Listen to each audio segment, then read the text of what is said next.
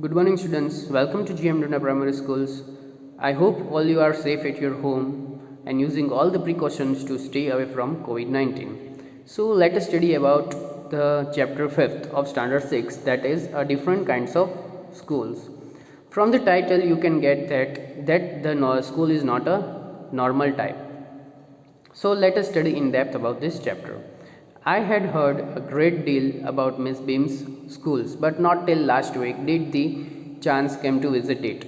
So writer is telling that he has heard many news, many good things about the Beam's schools. So this not till the last week he had a chance to visit it, but now he has a chance today to visit it. So he will be going to the school to visit. When I arrived, there was no one in the sight but a girl of about 12. Her eyes were covered with a bandage, and she was being led carefully between the flowers bed by a little boy who was about 4 years younger. She stopped it, looked like she had him who had come. He seemed to be describing me to her. Then they passed on. So here you can see that the boy is holding the hands of a girl. So the girl's age is 12 over here and the eyes is covered with the bandage. But the little boy stopped near the writer as if someone has came, and he seemed to be describing me to her. So the boy was describing the writer's presence to the girl, and then they passed on. Miss Beams was all that I had expected. Middle aged, full of authority, yet kindly and understanding. Her hairs was being to turn grey, and she had the kind of plump fingers that is likely to be comforting to a homesick child. I asked her some question about her teaching methods, which were simple. So here writer is basically describing the principal or the head of the school, Miss Beam, how she was looking. So that is basically a description of her over here, and then the writer asked her a few questions that are no more than I needed to help them to learn how to do things simple spellings, adding, subtracting, multiplying and writing. The rest is done by reading to them and by interesting talk, during which they have to sit still and keep their hands quiet.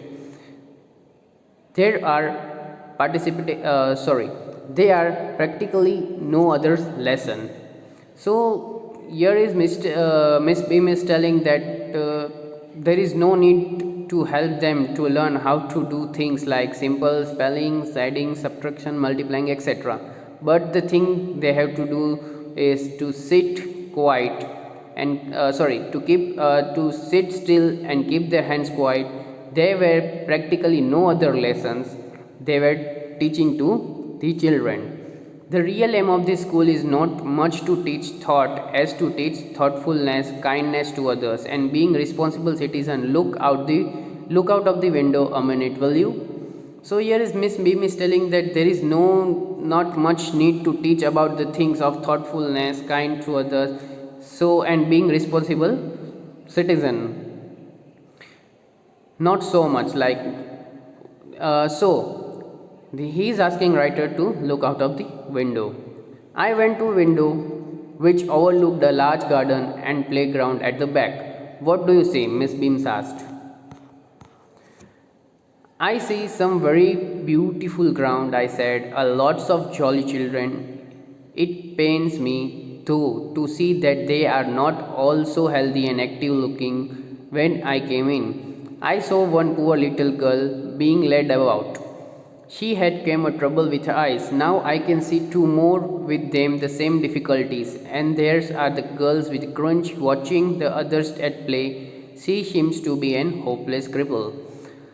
So here the basically writer is describing the view from the window. There is a beautiful ground, some few children were playing, but not as healthy as they were before when he came. I saw one poor little girl being led about. Now she seeing a poor little girl was leading about. Someone was leading her, and other girl was on crunch, etc. So here is the whole scenario described by the writer. Miss Beam laughed. Oh no, she said. She is not really lame. It's only her lame day. The others are blind either. The others are not blind either. It is not. It's only their blind day. I must have looked very surprised, for she laughed again. So here Miss Bims is telling that the girl who is not working properly, I mean that crunch, is not really a lame. It is only a lame day, a day on which she acts as if she was lame. Over you can see the meaning. The other few girls were blind, so it was a lame day for them. This is very important part of our system to make our children appreciate and understand misfortune. We make them to share in misfortune too. Each terms every children has one blind day, one lame day, one deaf day, one injured day, another dumb day. During the blind day, their eyes are bandaged absolutely, and they are on their honor not to peep. The bandage is put on overnight so they wake blind. This means that they need help with everything. Other children are given the duty of helping them, leading them about. Then all learn so much this way. They all learn so much this way, both the blind and helpers. There is no misery about it. Miss Beams continued. Everyone is very kind, and it is really something of a game. Before the day is over, though even the most thoughtfulness child realize what misfortune is. So basically the Miss Beams is telling that she wants to make their children understand what the misfortune or being a misfortune is, and you should understand the feeling of their heart. So these are the few days or the activities the Miss Beam school is carrying out with their children, so their children can come to know about the misfortune and how the misfortune is and what are the feelings when it happens to you at some point of time. So they basically practice with the children so they can understand the feeling of the other peoples. The blind day is of course really the worst, but some of the children tell me that the dumb day is the most difficult. We can't bandage the children's mouth, so they really have to exercise with willpower. Come into the garden and see for yourself how the children feels about. She'll get hits to everything every now and then, so that's all going in her mind while she's blind. But rest of the days like being tied up by legs, being tied up with arms, but while the hands are tied up, it's like troublesome because you need help to get some food or to eat every time. So these are basically the days described by the girls. In the playground, I said, we are walking toward the house. Miss Beam is walking up and down the garden with a tall girl. What is the girl wearing? My little friend asked. A blue cotton skirt and a pink blouse. I think it's Millie, she said. What color is her hair? Very light, I said. Yes, that's Millie. She is the head girl. There's an old man tying up Rose, I said. Yes, that's Peter. He's the gardener.